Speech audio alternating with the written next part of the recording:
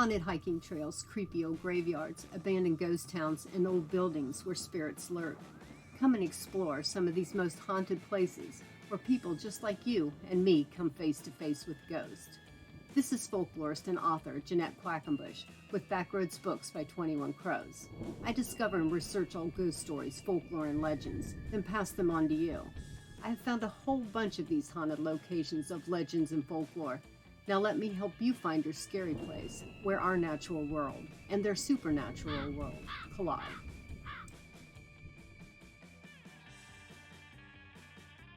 I admit I love discovering old ghost towns, walking their old roads and peering into their abandoned buildings. Ohio and West Virginia are packed with these communities, jilted when the coal mining industries waned around the Great Depression, and many are now claimed by the states as wildlife areas. When I visit them, I'm always torn, though.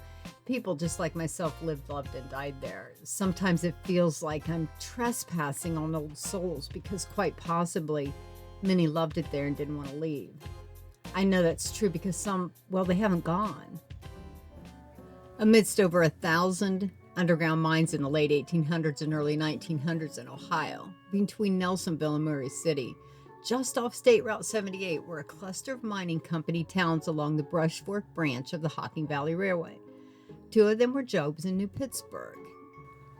These towns, with their bustling activities and substantial coal production, were not insignificant by any means. Jobs, for instance, set a world record for coal production in May of 1892. According to one historical site, 4 trains a day would come to take the coal away, a testament to the thriving industry of the time. They were bustling communities with townspeople of all ages going about their daily tasks, and miners traveling to and from work. Remnants of those lives still linger, almost hidden beneath the dirt and in the rust-colored acid mine drainage creek, in the form of broken milk bottles, old baby dolls, and shattered plates and teacups, and their spirits. Even when the towns were bustling with life, people traveling on Job's New Pittsburg Road would often catch sight of an elderly miner dressed in smudged clothing, as if he were returning home from a hard day's work, shuffling homeward late into the evening as darkness fell. Just as he passed, he would come into view, then vanish as they turned. I once had a middle-aged lady tell me she saw a dead miner as a child while riding in the car with her mother along the roadway, when houses and a church still stood there. When she pointed at the old man, she squealed because her mother was driving right toward him and she was frightened the vehicle would hit him. Her mother saw nothing and dismissed it as little more than a shadow caught in the windshield or a child's wild imagination. She drove straight to the figure and the little girl was quite upset, so much so that they had to pull over.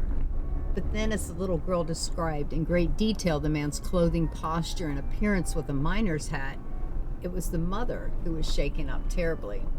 It seems that an aged family member knew this very miner, who had taken this route for years, from home to mine and mine to home each day.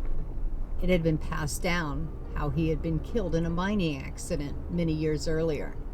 But it appeared he did not accept he was dead and still took the trek he had done for so many years, home to work, work to home, and back again.